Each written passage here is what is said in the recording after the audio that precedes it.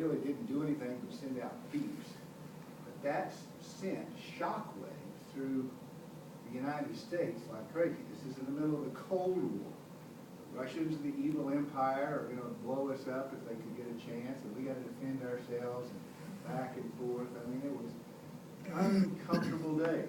Khrushchev said he was going to bury us, and a lot of things going on. So when that happened, instantly, I was in high school, in Northwest Classen in Oklahoma City, where I was born and raised. So instantly what happened was they ratcheted up the science and mathematics emphasis probably instantly across the country.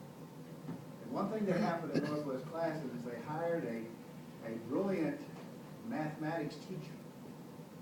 His name was Tom McCall, Dr. Tom McCall, to come to Oklahoma City and teach from one location in Oklahoma City a television class in near calculus stuff to all the high schools in Oklahoma City. So they sort of picked the students that were doing well in math at this point and ushered them into this class. Here's Tom McCall on TV.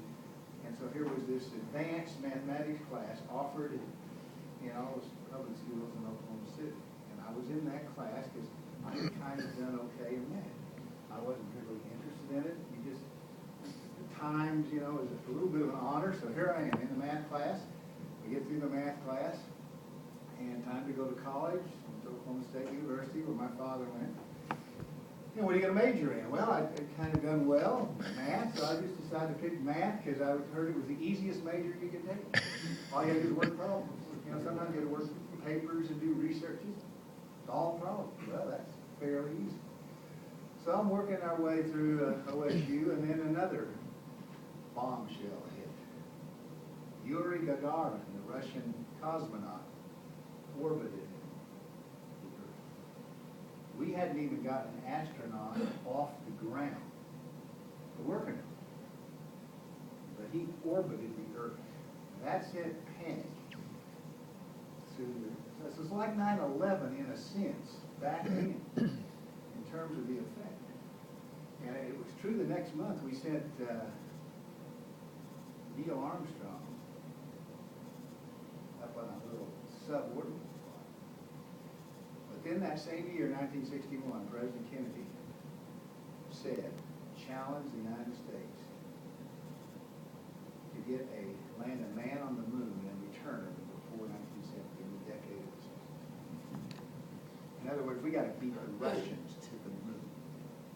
They're ahead of us. And the reason they were ahead of us, interesting enough, is because the scientists, the German rocket scientists that we got a hold of after the Second World War, were maybe the smarter ones, Werner von Braun, Dr. von Braun for one, but the Russians got the ones that were working on the bigger boosters at that time. So they had a head start on the size of the rockets, but we still had what turned out to be the smarter group, and we eventually, as you know, caught them.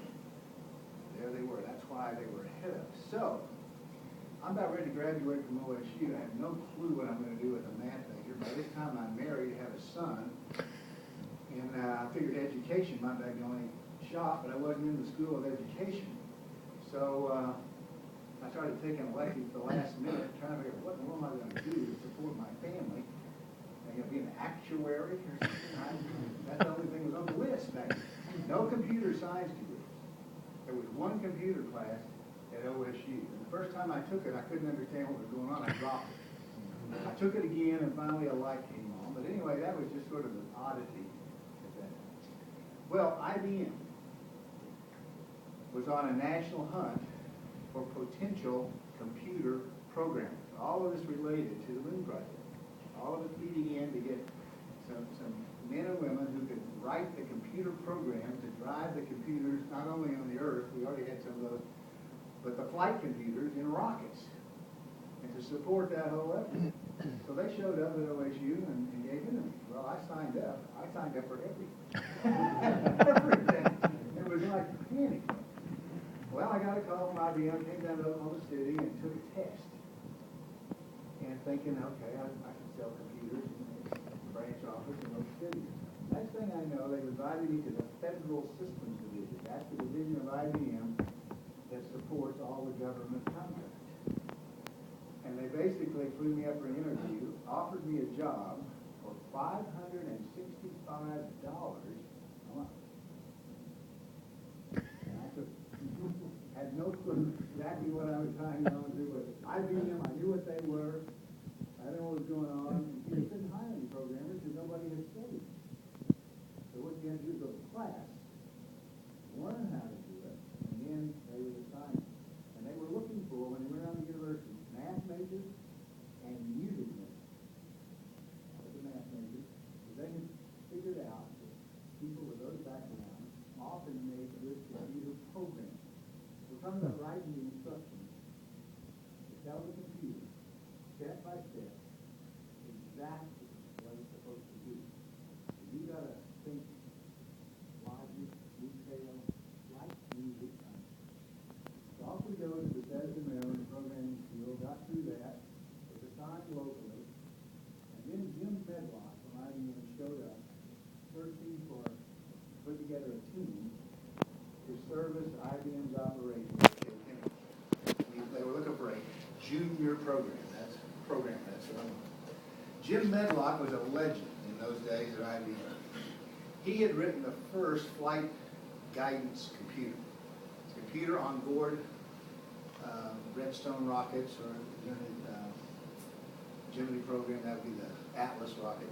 He had written some of the first ones, because when you write a guidance program, it's like our GPS, you know, where am I in relationship to what? Well, when you get into outer space, it's hard to find a marker. You know, where's the stake in the ground? So he figured out the way to do this is that when the rocket leaves the tower, it gets just above the tower, you mark that point in space relative to the sun. See, the Earth would immediately move away from that point. And all the guidance calculations for getting to the moon and back are remembering where that point was. So you were always, where am I in relation to this? The computer had to translate that into where we're going. The gyros on the rocket would feed the computer any movement so it could tell what was going on. So he was putting together a team. He was in Huntsville, but he needed a team at the Cape. And my boss then at that time said, Burge, this is a great opportunity. You ought to take this. So I did. Not really understand. So here we are at the Cape, Cape Kennedy, 1964. And the atmosphere at Cape Kennedy back then was unbelievable. It was, everybody's gearing up, the contractors moving in, they were building that big vertical assembly building, vehicle assembly building you've seen on television, giant cube. That hadn't even started yet.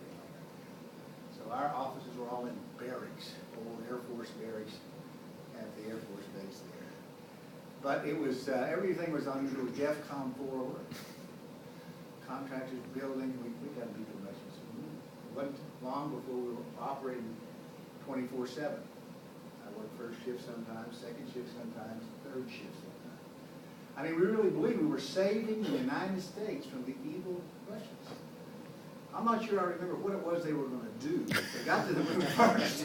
It was so threatening, but it was kind of pride was one of it, and just, who knows? And maybe they'll launch laser beams from the moon and wipe out in the sun. It's interesting that in those days, the divorce rate in Brevard County, Florida, was the highest in the nation. The reason was obvious. The men and women that were on some aspect of the space program had made that the number one focus of their lives. Family, lives, I'm saving the world. I mean, I gotta go. I'll be back whenever I get done. And so just going. President Kennedy had been shot by this time, it just made it more. You know what the connection was. We just felt like, for him, we got to do it for the former president. On and on we went. Some of the technology then, I don't know how many of you are into computers that much, but it would be laughable. I'm going to try to explain a little bit of it. Okay, I was a computer